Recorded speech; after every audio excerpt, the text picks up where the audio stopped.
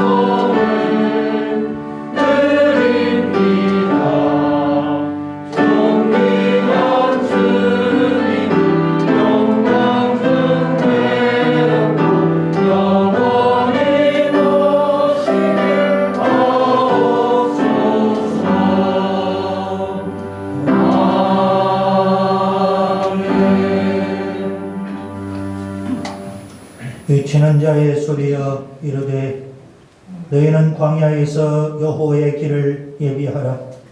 사막에서 우리 하나님의 대로를 평탄하게 하라. 골짜기마다 도두어지며 산마다 언덕마다 낮아지며 고르지 아니한 곳이 평탄하게 되며 험한 곳이 평지가 될 것이요 여호와의 영광이 나타나고 모든 육체가 그것을 함께 보리라.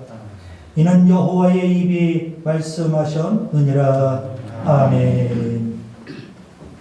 창조와 역사와 심판의 주 되시는 거룩하신 아버지 하나님, 경배와 찬양과 영광을 드립니다.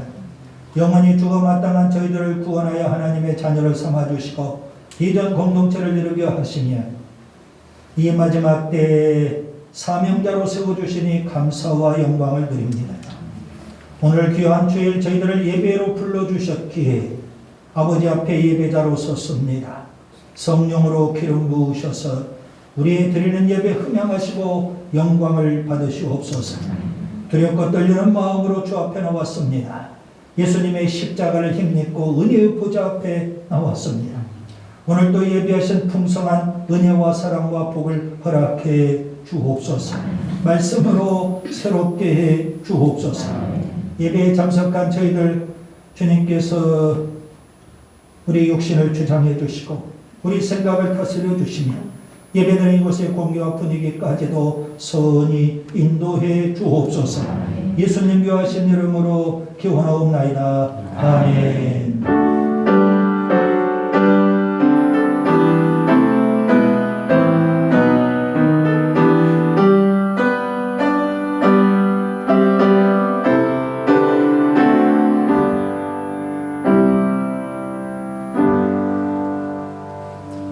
사도신경으로 우리의 신앙을 고백드립니다. 나는 전능하신 아버지 하나님 천지의 창조주를 믿습니다. 나는 그의 유일하신 아들 우리 주 예수 그리스도를 믿습니다.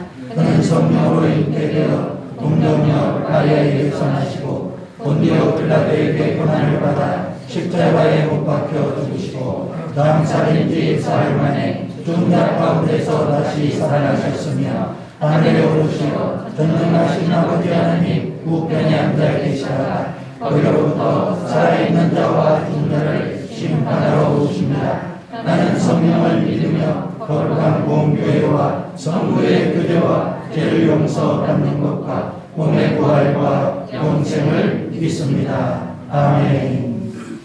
작성해 주시기 바랍니다. 김영건 장로님께서 대표로 기도해 주시겠습니다.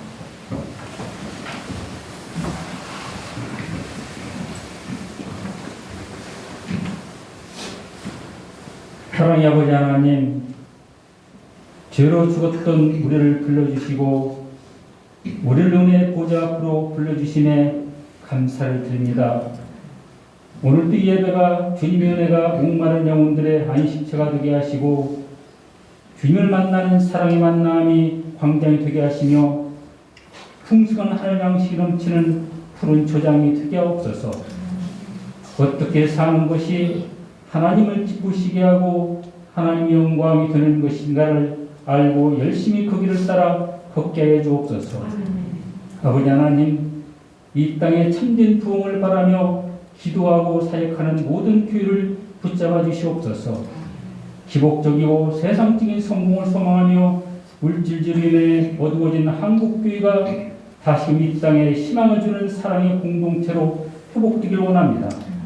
모두가 주님 안에 한 모이며 그리스도의 사랑 안에서 연합하고 각 지체해 주신 사명을 감당하게 하시옵소서. 아버지 하나님, 코로나로 지어진 마음과 상처를 어루만져 주시고 회복시켜 주옵소서. 각박해진 세상살에 우리의 눈물이 메말랐음을 고백합니다. 우리 가운데 뜨거운 눈물의 배가 회복되기를 원합니다. 들려지는 찬양과 말씀 속에서 하나님의 사랑이 넘치게 하시옵소서. 세상이 줄 수 있는 평안이 하나님께 있음을 다시 깨닫게 하시옵소서. 이 나라와 민족을 사랑하신 주님, 이제 며칠 후면 대통령 선거가 있습니다. 주님을 경외하며 주님의 공의를 실행할 수 있는 지도자가 세워지게 하옵소서. 국민들을 존경하며 섬길 수 있는 지도자, 국민들과 함께 울고 웃을 수 있는 지도자, 국민들의 존경을 받는 지도자가 세워지게 하옵소서. 모든 국민들은 분별의 지혜를 가지고 현명하게 판단하게 할 수 있도록 도와주시옵소서.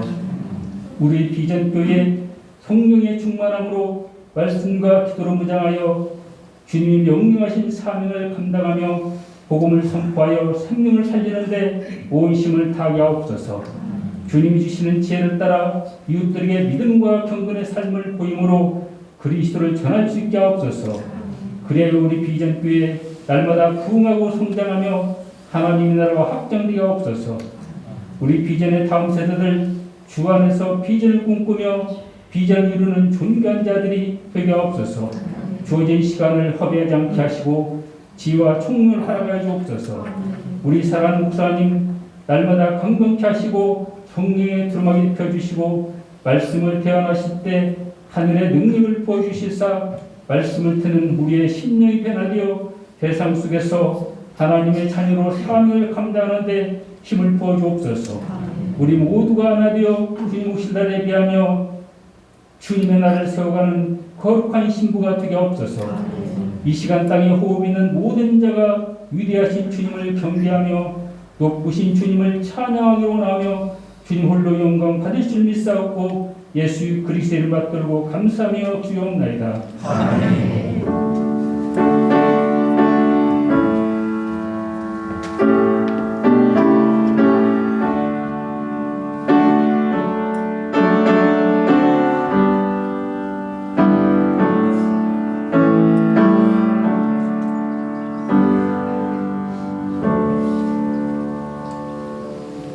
봉헌 찬송 312장 찬송 드리면서 드려진 예물을 봉헌하겠습니다.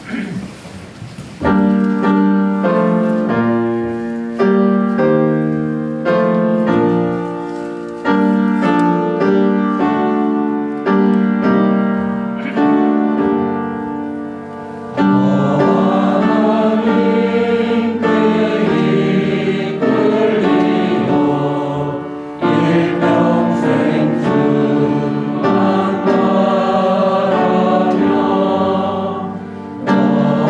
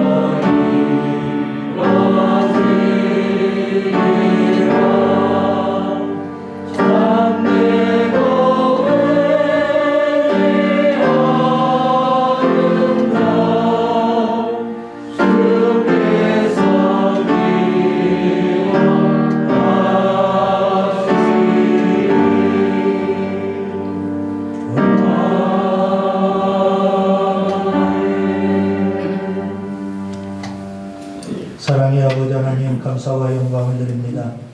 영주가 마땅한 저희들을 구원하여 이 시간 예배자로 세우시니 감사를 드립니다. 온 마음과 온 정성을 다하여 주님을 예배합니다. 주님의 임재 안에 거하기를 원합니다. 예수님으로 충만해서 예수님의 성품을 더 담기를 원합니다. 말씀으로 충만해서 말씀대로 순종하며 살기를 원합니다. 성령으로 충만해서 사명으로 무장하고 사명에 살기를 원합니다. 세속과 죄악에 관영한 세상 속에 살고 있습니다. 거룩하고 성결하게 사는 비전의 모든 지체들이 되게 해 주옵소서. 날마다 말씀을 묵상하며 하루하루 경건하게 살며 주님과 동행하기를 원합니다. 주신 직분 은사 사역대로 헌신하고 충성하고 사명에 살아서 교회 공동체를 든든히 세워가기를 원합니다. 이 지역에 우리 비전 공동체를 세워주셨사오니 이 지역에 직접 전도에 힘쓰기를 원합니다. 전도 대상자를 적극적으로 찾고 그 영혼들을 위해서 눈물로 사랑으로 기도하며 돌보며 그 영혼들을 주님 앞으로 이끌기를 원합니다. 우리 교회 공동체 이 강단에 주님이 복을 주시되 성령으로 기름 부어주시고 은혜의 강물이 흘러넘치게 해주시며 이곳에서 거듭나는 역사, 생명의 역사, 구원의 역사가 끊임없이 이루어지게 해 주옵소서. 다음 세대를 저희들이 더 열심히 세워가기를 원합니다. 청년, 학생, 아동 하나님께서 복 주시되 말씀 위에 신앙의 뿌리를 잘 내리게 해주시고 교회 공동체를 통해서 신앙의 훈련을 잘 받게 하시며 하나님이 주신 사명자로 우뚝 서도록 도와주시기를 원합니다. 청년들 취업의 문, 결혼의 문도 활짝 열어주시고 꿈의 날개를 펴는 복된 인생이 되게 해 주옵소서. 우리 학생들 하나님이 주신 꿈을 품고 학업에 정진하며 실력을 쌓아가며 그리고 상급 학교에 계속 진학할 수 있게 해 주옵소서. 우리 아동들을 하나님 지켜주시되 예수님 잘 배우고 성경을 더 가까이 하고 교회를 더 가까이 하고 성결한 자녀들로 성장해 가도록 도와주옵소서. 우리 노년을 지켜주시되 구원의 확신 받고 전국을 소망하며 남은 생에 평안하고 행복하게 해주시고 더 기도의 지경을 넓혀서 중보 사역에도 힘쓰게 해 주옵소서. 우리 자학년 주신 직분은 사사역대로 더 헌신하고 충성하고 사명에 살아서 교회 공동체를 든든히 세워가게 해 주옵소서. 우리의 가정 경건하고 행복하게 하시며 존귀한 가정으로 세워주시기를 원합니다. 우리의 일터 젖과 꿀이 흘러넘치는 축복의 터전이 되게 해 주옵소서. 우리 육신 하나님께서 심의 은혜를 베푸셔서 강건하게 해주시고 무쇠 같은 건강을 주시니 코로나19 전염병도 잘 극복하도록 도와주옵소서. 주님, 이 땅에 무속인, 역술인, 점쟁이, 무당, 법사가 판치지 않게 해주시고 불법이 만연되지 않도록 도와주시기를 원합니다. 한국 교회가 영적인 능력을 회복하게 해주시고 어둠의 세력과 영적 싸움을 싸워 승리하도록 복주시기를 원합니다. 이 민족의 지도자를 새롭게 뽑는 때가 됐습니다. 분별력을 주시고 주님, 이 민족을 사랑하셔서 좋은 지도자가 세워지게 해주시고 위기의 때 대한민국 위대한 나라로 세워갈 수 있게 해 주옵소서. 오늘도 땅끝까지 나아가 복음을 전하는 선교사들 주님이 붙들어 주시고 승리하게 해주시며 현지인들이 많이 주님 앞에 돌아오는 역사가 있게 해 주옵소서. 교회 나와 하나님 앞에 부르짖어 기도할 때 하늘 문이 열리고 응답과 축복과 기적의 역사가 임하게 해 주옵소서. 예배에 참석한 저희들 모두 성령으로 기름 부어 주시고 성령 충만하게 하시며 오늘 또 말씀해 주옵소서. 예수님 이름으로 축복하며 기도하옵나이다. 아멘. 서로 인사 나누겠습니다. 감사합니다. 사랑합니다. 나누는 이야기 보시겠습니다. 주보를 보시면요. 2월의 영성훈련은 기도 생활입니다. 하루를 새벽 기도로 꼭 시작하시고요. 교회와 민족을 위해서 중보할 수 있기를 바랍니다. 경건 훈련의 핵심은 30분 성경 30분 기도입니다. 매일같이 성경을 읽으시고 1년에 1독 통독을 하셔야 합니다. 매일 정한 시간 기도하는 것 대단히 중요한 겁니다. 중직자들은 교회 1층 기도실을 개인 기도의 골방으로 삼고 기도의 용사가 될 수 있기를 바랍니다. 교회력에 의하면 3월 2일부터 4월 16일까지 사순절 기간입니다. 주일을 제외하고 부활 전 40일 동안의 기간을 사순절 이렇게 표현을 합니다. 주일을 제외하기 때문에 사순절은 꼭 수요일부터 시작이 됩니다. 그래서 처음 시작되는 수요일을 제의 수요일 이렇게 표현합니다. 제는 우리의 참회, 회개를 상징한다 이렇게 보시면 되겠고, 사순절 기간은 좀 더 경건하게 보내셔야 하며 우리 자신을 돌아보고 십자가 앞에 더 가까이 나아가고 철저히 죄를 회개하는 그런 경건의 시간 되어야 하고요. 그리고 초대교회 때부터 이 사순절 기간 동안에는 십자가의 복음을 열심히 전했습니다. 그래서 열심히 복음을 더 전할 수 있기를 바랍니다. 금조 새벽 예배 말씀 묵상은 역대상 18장부터 22장이고요. 수요일에는 성경 공부가 있고 금요일에는 가정에서 가정 예배를 드리시기 바랍니다. 열심히 전도해야 됩니다. 적극적으로 전도 대상자를 찾고 위에서 기도하고 전도의 열매도 많이 맺기를 바랍니다. 도요 청소는 여이순 그리고 호정필 안수 집사님 되겠습니다. 금조 생일을 맞이하신 분 세 분 주님의 이름으로 축복합니다. 235 장학금 방금 예배 전에 전달하고 또 축복했습니다. 17명 1,047만 원 이렇게 전달했습니다. 감사드리고요. 우리 자녀들이 비전의 다음 세대가 더 신앙으로 살고 더 학업에도 정진하고 실력을 더 쌓아가는 그런 자녀들이 됐으면 좋겠습니다. 코로나 확진자가 속출하죠. 마스크 꼭 착용하고 가능하면 큰 소리로 말하지 않도록 합시다. 서로 눈인사하면 되겠고요. 한 주간 또 잘 코로나를 이기시고 다음 주에도 건강한 모습으로 예배드릴 수 있기를 바랍니다. 주보에는 없지만 헌금에 대해서 조금 말씀을 드리겠습니다. 2004년에 우리가 건축을 했습니다. 그 당시 건축을 할 때 건축 작정을 안 하고 그냥 일반 재정으로만 건축하겠다 하고 건축을 시작을 했고 여러분들이 다 적극적으로 동참해 주셨습니다. 건축이 끝난 다음에 은행 부채가 7억 1,000만 원이었습니다. 또 도중에 부채를 다 우리가 갚지 못한 상황에서 교회 사택도 또 새롭게 구입했습니다. 그래서 사택 3억 한 4천, 전체적으로 보면 10억 5천 정도 부채를 안고 있었던 겁니다. 건축을 할 때 작정을 하지 않았기 때문에 현금이 굉장히 많이 필요하고 부족한 때였습니다. 그때 집사님 한 분이 현금이 많이 부족하다는 걸 알고 있는 카드를 다 긁어가지고 본인이 2천만 원 가지고 왔었습니다. 차마 한 3초 정도 제가 유혹을 받았습니다. 이 돈을 받아야 건축이 되는데 당장 현금이 부족하니까.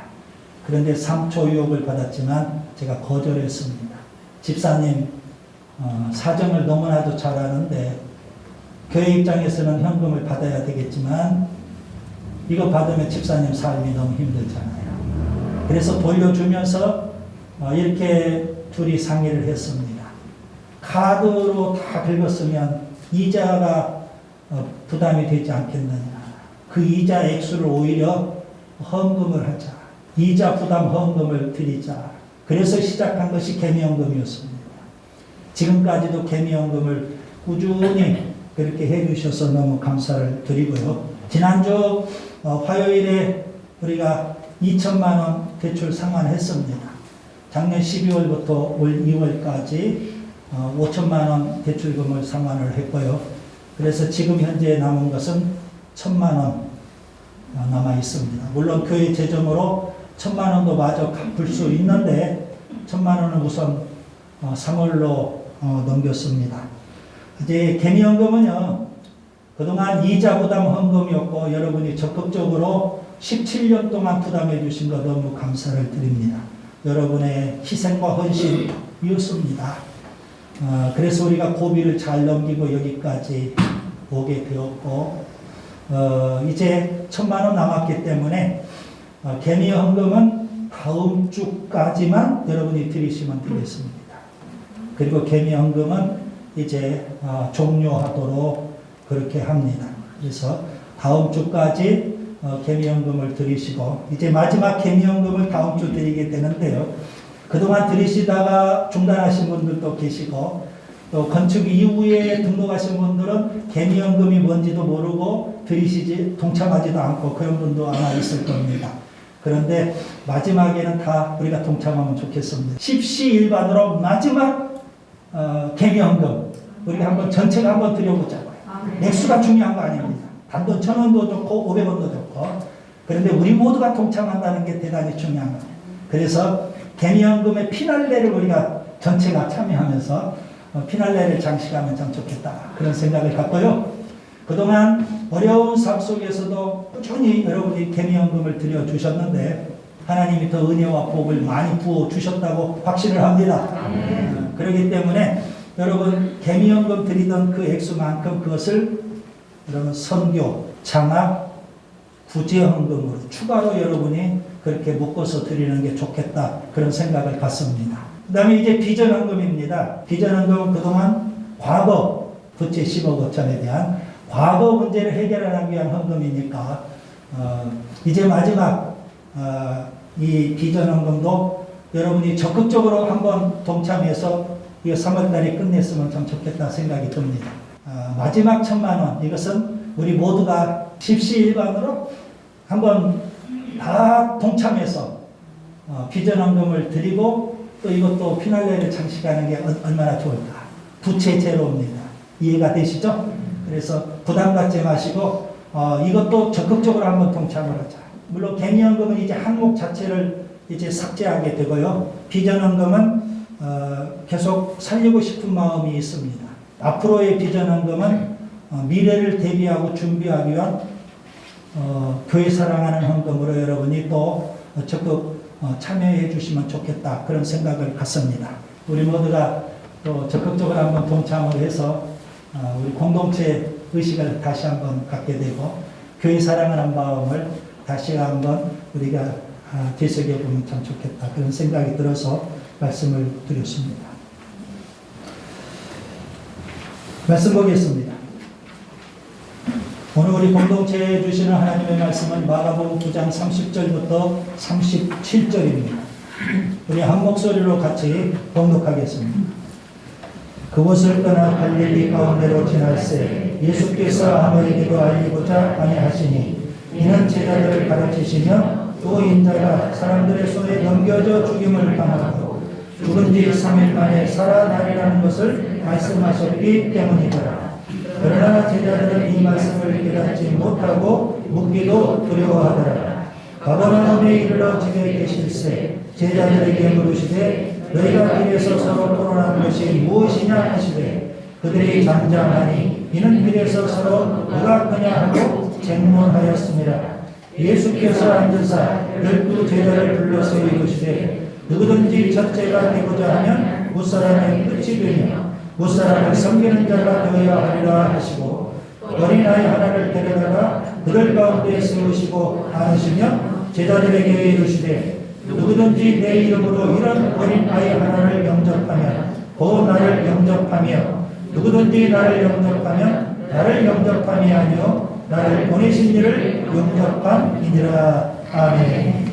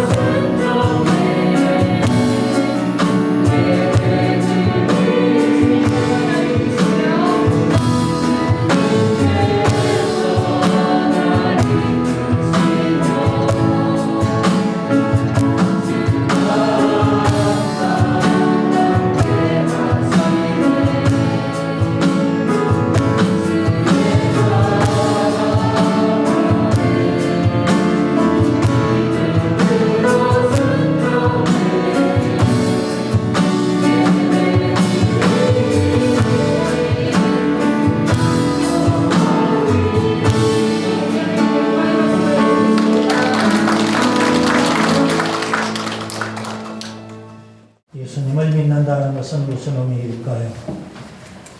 요한복음 1장 12절에 이렇게 표현하고 있습니다. 영접하는 자 곧 그 이름을 믿는 자들에게는 하나님의 자녀가 되는 권세를 주셨습니다. 예수님을 영접한다 혹은 예수님을 믿는다 같은 의미의 다른 표현들입니다. 그래서 예수님을 믿는다는 것은 마음속에 예수님을 영접한다 이런 의미가 되는 거죠. 우리가 예수님을 믿으면 구원을 받습니다. 그 구원은 죄사함 받는 것이고 의롭다함을 얻는 것이고 영원한 생명, 영생을 얻는 것입니다. 이렇게 구원받았으면 되는데 왜 예수님은 우리 마음에 들어오셔야 할까요? 예수님은 우리 마음속에 들어오셔서 무슨 일을 하실까요? 그냥 구원 주시면 됐지. 굳이 왜 우리 마음속에 들어오시려고 하시느냐 이거죠. 마가복음 8장 15절에 예수님은 제자들에게 바리새인들과 헤롯의 누룩을 주의하라 그렇게 말씀하십니다. 여기서 누룩은 빵을 만드는 데 사용하는 발효제이죠. 영적으로 보면 누룩은 영향력을 의미하는 그런 비유입니다. 바리새인과 헤롯은요 부정적인 영향을 끼치는 사람들입니다. 반면에 예수님은 긍정적인 영향을 끼치시는 분이죠. 그래서 저는 계속 지금 마가복음을 공부하면서 예수님은 변화의 주인공 이렇게 표현하고 있는 겁니다. 변화의 주인공이신 예수님, 제자들이 변화되기를 원하십니다. 변화의 주인공이신 예수님, 교회가 변화되기를 원하십니다. 그래서 변화된 제자들, 변화된 교회를 통해서 예수님은 또 세상이 변화되기를 원하시는 겁니다. 예수님이 우리 마음에 들어오시는 이유, 들어오시는 목적이 바로 거기에 있습니다. 우리가 변화되어야 되겠고, 그리고 교회도 변화되어야 되겠고, 변화된 개인과 교회를 통해서 세상이 변화되기를 원하시기 때문입니다. 자, 그러면 예수님은요, 우리가 예수님을 믿으면 구원받고요. 그리고 구원받았다면 반드시 예수님이 우리 안에 오셔서 우리를 변화시켜 주셔야 되는 겁니다. 그래서 구원받았다면 반드시 변화가 필수적으로 따라오게 된다. 이렇게 볼 수가 있죠. 제자들은 입술로 예수님을 고백합니다. 신앙을 고백해요. 그런데 행동은 마귀적입니다. 예수님을 그리스도라고 고백하면서도 예수님이 십자가에 죽으셔야 한다는 것을 완강하게 거부합니다. 그래서 예수님은 그런 제자들을 데리고 변화산에 가십니다. 변화산에서 예수님은 영광 가운데 변화가 되셔요. 특히 모세와 엘리야 그들과 함께 대화를 나누시는 그런 환상을 제자들이 보게 돼요. 여러분, 모세와 엘리야는 구약 성경을 상징하는 거죠.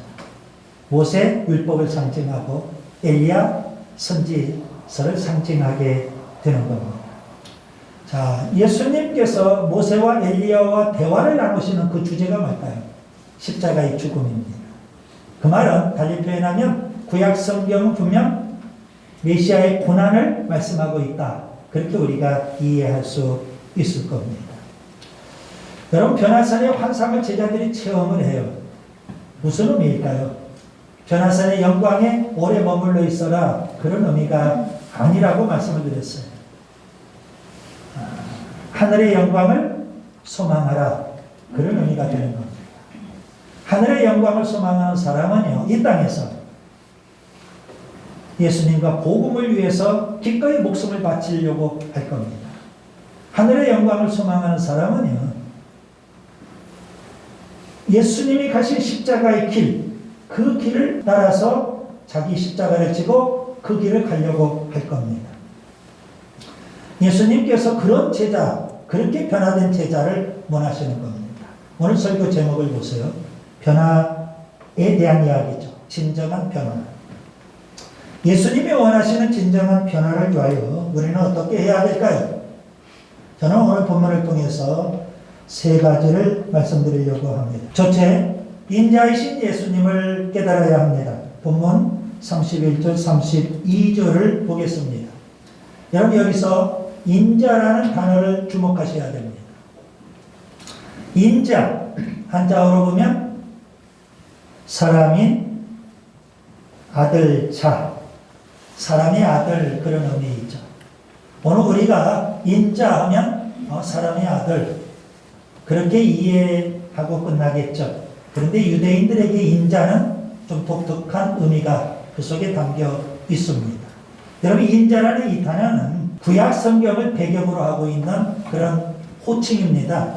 그래서 구약 성경을 잘 알고 있는 유대인들은요, 인자라는 이 호칭이 바로 그리스도, 메시아를 가리킨다는 것 있죠.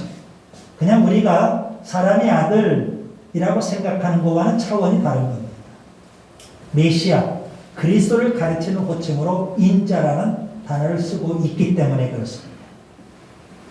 대표적인 성경 구절이 다니엘서 7장 13절 14절입니다. 내가 또 밤 환상 중에 인자 같은 이가 하늘 구름을 타고 와서 옛적부터 항상 계신 이에게 나아가 그 앞으로 인도되매 그에게 권세와 영광과 나라를 주고 모든 백성과 나라들과 다른 언어를 말하는 모든 자들이 그를 섬기게 하였으니 그의 권세는 소멸되지 아니하는 영원한 권세요 그의 나라는 멸망하지 아니할 것이라. 다니엘이 지금 환상 가운데 봤던 인자 같은 이 그분이 바로 메시아 그리스도를 가리키는 겁니다. 다윗은 시편 8편에서 메시아이신 인자를 노래하고 있습니다. 시편 8편 4절과 5절 사람이 무엇이기에 주께서 그를 생각하시며 인자가 무엇이기에 주께서 그를 돌보시나이까. 그를 하나님보다 조금 못하게 하시고 영화와 존귀로 관을 씌우셨나이다. 여러분 히브리서 저자는 히브리서 2장 6절부터 8절에 다윗이 노래했던 시편 8편 4절 5절 말씀을 인용하면서 그 인자가 바로 예수님이라고 그렇게 정확하게 가르쳐주고 있습니다. 예수님은 누구실까요? 인자이십니다. 하나님의 아들이셨던 예수님 이 땅에 오실 때 동정녀 마리아의 몸을 통해서 육신을 입고 이 땅에 오신 사람의 아들이십니다. 하나님의 아들이신 예수님이 왜 육신을 입고 사람의 아들로 이 땅에 오셔야 하실까요? 여러분 오늘 본문 31절을 계속 보겠습니다. 인자가 사람들의 손에 넘겨져 죽임을 당하고 죽은 지 3일 만에 살아나리라. 예수님은 인자가 되시기 때문에 육신을 입고 이 땅에 오신 인자가 되시기 때문에 우리 모든 사람의 죄를 지고 십자가에 죽으실 수 있고 피를 흘려서 우리를 구속하실 수 있는 겁니다. 예수님은 인자가 되시기 때문에 사망 권세를 이기고 3일 만에 부활하셔서 우리에게 영원한 생명을 주실 수 있는 겁니다. 십자가의 죽음과 부활은요, 이 세상에 육신을 입고 오신 인자이신 예수님과 아주 깊은 관련이 있는 겁니다. 베드로는 예수님을 그리스도라고 신앙을 고백합니다. 그때 예수님은 제자들에게 비로소 가르쳐 주신 진리가 있습니다. 마가복음 8장 31절에 보면 십자가의 죽음과 부활입니다. 그동안 예수님께서는 제자들에게 이 귀한 진리들을 가르쳐 주시지 않았어요. 베드로가 예수님을 그리스도라고 신앙 고백할 때 그때 예수님께서는 비로소 십자가의 죽음과 부활에 대해서 가르쳐 주시는 겁니다. 왜 예수님은 비로소 이 귀한 진리들을 제자들에게 가르쳐 주실까요? 예수님의 제자들뿐만 아니라 그 당시 유대인들은요, 그리스도 메시아에 대해서 오해하는 게 있었습니다. 분명 예수님께서 변화산에서 모세와 엘리야와 대화를 나누셔요. 그리스도의 고난에 대해서 대화를 나누십니다. 그 말은 구약성경은 이미 그리스도가 고난받을 거라고 분명하게 말씀하고 있는데도 불구하고 예수님의 제자들이나 유대인들은 그리스도가 고난받는다, 그리스도가 십자가에 죽으신다, 전혀 생각지를 못했던 겁니다. 그래서 베드로는요, 예수님을 그리스도라고 고백하면서도 예수님이 십자가에 죽으실 수 없다고 항변을 하는 겁니다. 그러다가 예수님의 책망을 받고 사탄이 되고 말지 않았습니까? 여러분, 입술은 신앙적인데 행동은 마귀적인 경우가 의외로 많아요. 예수님은 누구시라고요? 인자가 되십니다. 육신을 입고 이 땅에 오신 사람의 아들. 그래서 우리의 모든 죄를 지고 십자가에 죽으신 겁니다. 사망 권세를 이기고 우리에게 영원한 생명을 주시는 인자 그리스도가 되시는 겁니다. 그 다음에 둘째, 십자가 정신을 배워야 합니다. 본문 30절을 보겠습니다. 예수님은 제자들을 데리고 갈릴리를 은밀히 지나가시려고 하십니다. 왜 예수님은 은밀하게 지나가시려고 하실까요? 지금 예수님 주변에 사람들이 계속 따라다니잖아요. 그런데 예수님은 제자들과 조용하고 은밀한 시간을 좀 더 많이 갖기를 원하십니다. 왜냐하면 제자들에게 좀 더 집중적으로 계속해서 십자가의 죽음과 부활이라는 이 진리를 가르쳐 주시기 위함입니다. 제자들에게 특별 지도를 하고 있는 겁니다. 제자들만 데리고 따로 교육을 하고 계시는 겁니다. 예수님 공생애를 자세히 관찰해 보면 예수님은 제자들에게 최소한 3번 이상 십자가의 죽음과 부활에 대해서 말씀하셨습니다. 마가복음 8장 32절 첫 번째 말씀하셨죠. 그리고 두 번째는 마가복음 9장 32절, 세 번째는 마가복음 10장 33절 34절, 마가복음 8장 9장 10장. 계속해서 예수님은 제자들에게 십자가의 죽음과 부활에 대해서 말씀하십니다. 예수님이 첫 번째 십자가의 죽음과 부활을 말씀하셨을 때 제자들은 어떤 반응을 보일까요? 베드로는요, 예수님 그럴 수 없다는 겁니다. 적극적으로 반대합니다. 그러다가 그는 예수님의 책망을 받고요, 사탄이라는 그런 표현까지 듣지 않았습니까? 두 번째, 예수님께서 십자가의 죽음과 부활에 대해서 가르쳐 주실 때 제자들은 또 어떤 반응을 보일까요? 제자들은 예수님의 말씀을 무시하고 예수님의 그 말씀에 별로 관심이 없습니다. 오늘 본문 32절에 보면 제자들은 깨닫지도 못하고 오히려 묻기도 두려워할 정도였다는 겁니다. 본문 33절 34절에 보면 제자들은 다른 데 관심이 있습니다. 누가 크냐? 이 문제로 제자들 사이에 싸움이 일어났던 겁니다. 여러분, 누가 크냐? 이것은 세상 영광을 위한 다툼입니다. 예수님 편안산에서 하늘의 영광을 보여주셨는데 제자들은 세상 영광에만 관심이 있었던 겁니다. 이 예수님 말씀에는 전혀 관심이 없어요. 오히려 세상 영광에만 혈안이 되어 있었죠. 예수님께서 세 번째 십자가의 죽음과 부활에 대해서 말씀하실 때 제자들은 어떤 반응을 보일까요? 특별히 야고보와 요한은요, 적극적으로 예수님에게 세상의 영광을 요구합니다. 마가복음 10장 37절에 주의 영광 중에서 우리를 하나는 주의 우편에 하나는 좌편에 앉게 하여 주옵소서. 예수님은 집중적으로 계속해서 제자들에게 십자가의 죽음과 부활에 대해서 가르쳐 주시지만 제자들은 거기에는 관심이 없어요. 세상 영광에만 관심이 있었던 겁니다. 한마디로 표현하면 소유의 경리기였습니다. 그럼에도 불구하고 예수님은 계속 집중적으로 제자들을 가르치십니다. 왜 그러실까요? 변화의 주인공이신 예수님, 제자들이 변화되어야 하겠다는 겁니다. 예수님께서 고집스럽게 변화를 거부하는 제자들, 십자가의 죽음에 대해서 예수님의 가르치심에 대해서 전혀 관심이 없는 제자들, 세상 영광에만 관심이 있는 제자들, 그런 제자들을 데리고 끊임없이 가르쳐 주십니다. 제자들이 변화가 되어야 되고 특별히 십자가 정신으로 무장해야 되겠다는 겁니다. 그럼 사도 바울을 보세요. 그는 다메섹에서 예수님을 만나고 혁명적인 변화가 일어나게 됩니다. 그는 세상의 모든 것 다 배설물로 여깁니다.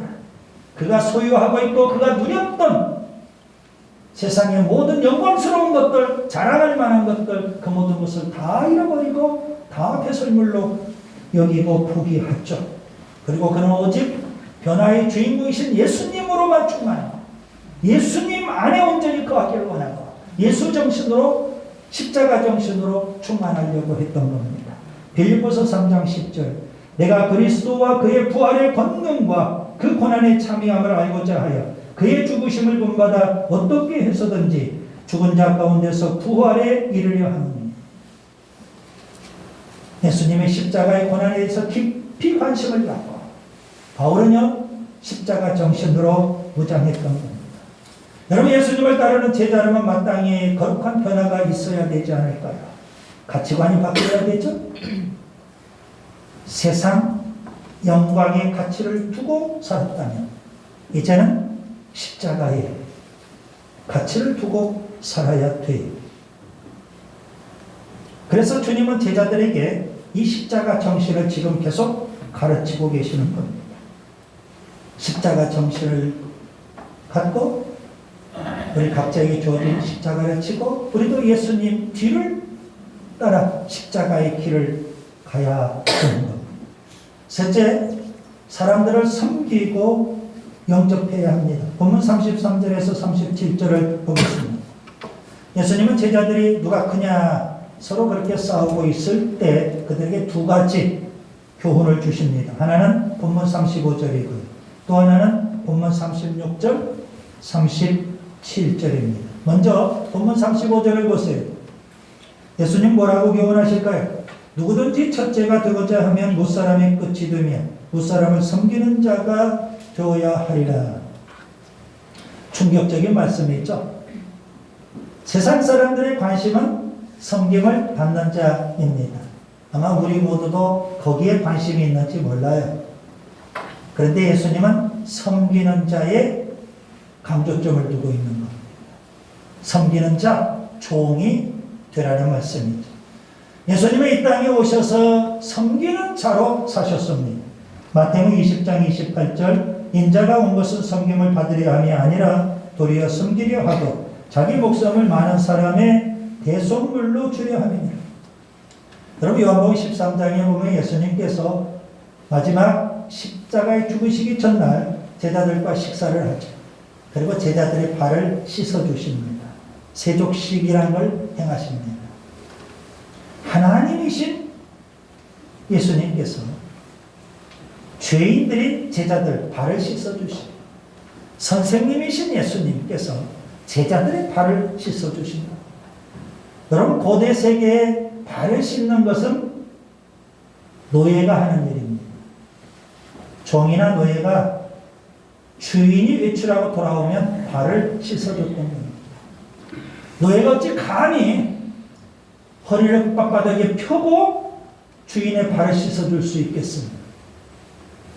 무릎을 꿇고 감히 주인의 얼굴을 바라보지 못하거나 허리를 잔뜩 숙이고 그리고 주인의 발을 높이 들고 발을 씻어 준 겁니다. 하나님이신 예수님께서 죄인된 제자들 앞에 무릎을 꿇고 그렇게 허리를 굽혀서 제자들의 발을 씻어주시는 거예요. 선생님이신 예수님께서 무릎을 꿇고 제자들의 발을 그렇게 씻어주신 겁니다. 이것이 바로 십자가 정신. 그렇게 섬기라는 겁니다. 사도 베드로는 교회 장로들에게 섬김을 교훈하고 있죠. 베드로전서 5장 3절에 맡은 자들에게 주장하는 자세를 하지 말고 양무리에 본이 되라. 주장하는 자세를 하지 마라. 이 말은 무슨 말일까요? 권위 부리지 마라. 그런 의미입니다. 열심히 교인들을 잘 섬겨라. 그런 의미가 아닐까요? 여러분 교회는 십자가 정신을 갖고 서로 섬겨야 됩니다. 그리고 이웃과 세상도 섬겨야 하는 줄 믿습니다.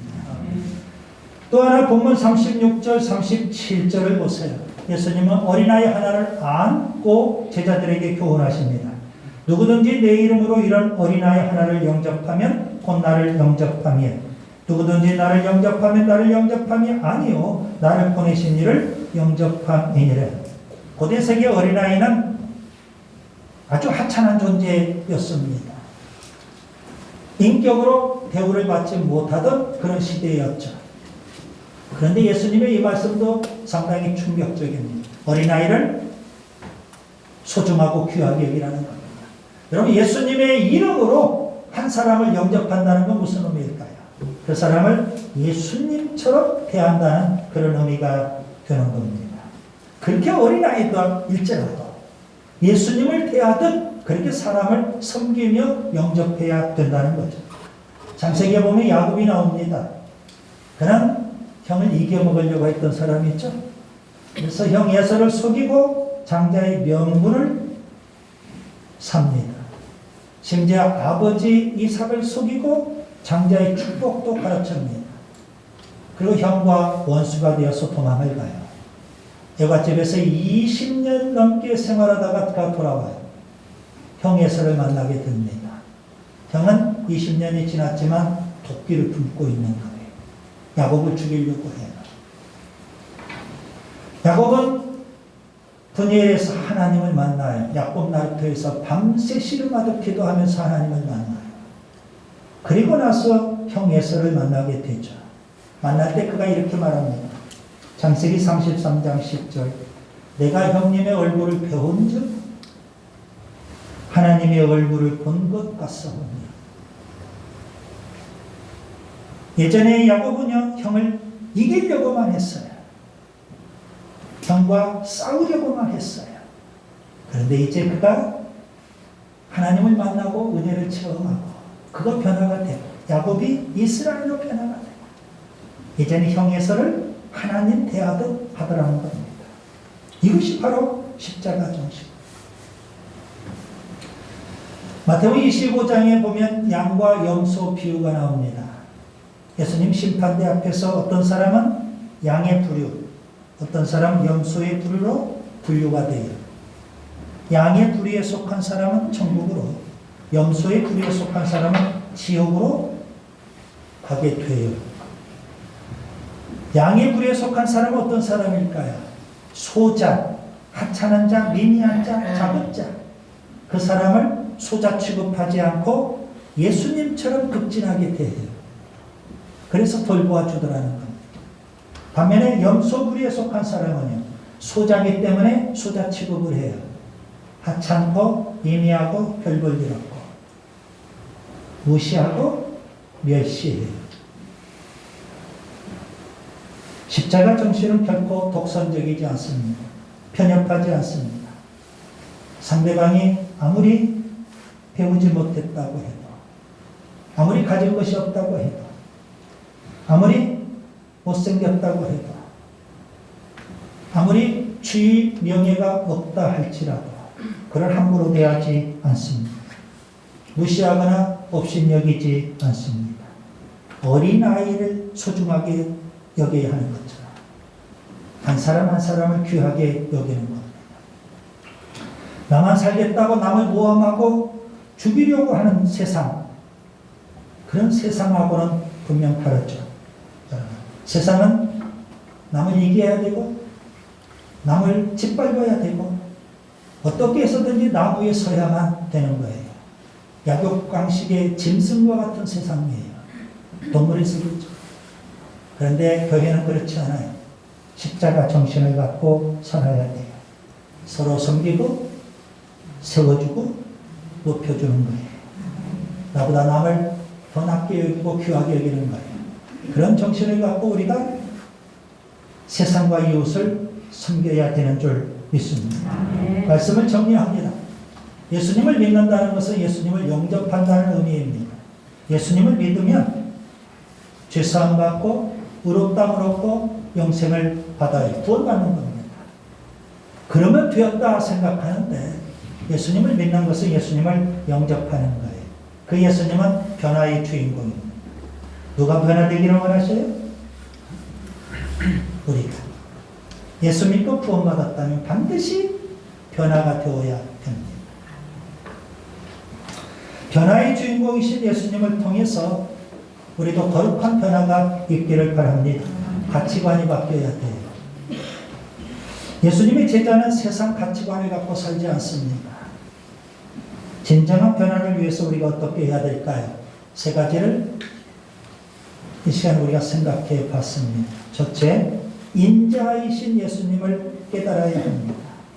하늘 영광 다 내려놓고 육신을 입고 낮고 천한 이 땅에 오셔서 우리의 모든 죄를 지고 십자가에서 피 흘려 죽으신 인자, 사랑의 아들이신 예수님, 그 예수님을 우리가 알아야 됩니다. 그리고 둘째, 그 예수님을 통해서 십자가 정신을 배워야 됩니다. 예수님은 십자가의 길을 가시거든요. 그리고 셋째, 우리가 그 십자가 정신을 갖고 이웃과 세상을 섬겨야 하는 줄 믿습니다. 기도합니다. 주님 감사합니다. 십자가 정신을 갖고 하나님도 섬기고 교회도 섬기고 이웃과 세상을 섬기는 우리 모두가 되게 해 주옵소서. 예수님 귀하신 이름으로 기도하옵나이다. 아멘. 다 같이 일어나셔서 파송 찬송 436장 찬송입니다.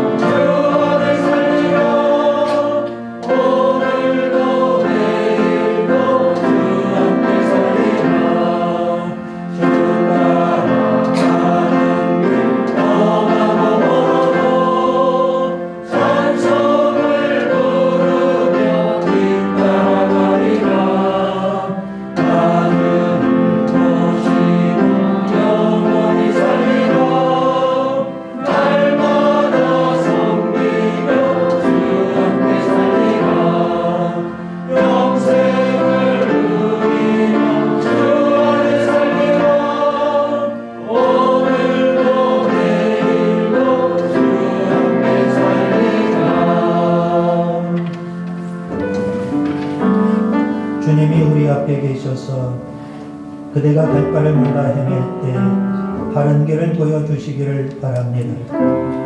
주님이 우리 뒤에 계셔서 그대가 슬픔에 잠겨 힘들 때 은밀히 껴안아 주시기를 바랍니다. 주님이 우리 위에 계셔서 그대가 사방에 쌓여 답답할 때 빛을 비추어 주시기를 바랍니다. 주님이 우리 밑에 계셔서 그대가 깊은 구덩이에 빠질 때 즉시 꺼내어 주시기를 바랍니다. 주님이 우리 안에 계셔서 그대가 이리저리 찢겨 상할 때 온전히 고쳐주시기를 바랍니다. 주님이 우리 곁에 계셔서 그대가 홀로 남아 쓸쓸할 때 조용히 손잡아 주시기를 바랍니다. 이처럼 살아계신 주님이 험한 세상으로 나아가는 우리에게 한없이 복 내려주시기를 바랍니다. 아멘. 이제는 주 예수 그리스도의 은혜와 아버지 하나님의 사랑과 보혜사 성령님의 교통이 예수님을 본받고 십자가 정신을 갖고 주님을 섬기고 교회를 섬기며 이웃과 세상 섬기기를 원하는 우리 모두에게 영원히 함께 하시기를 간절히 축원하옵나이다. 아멘.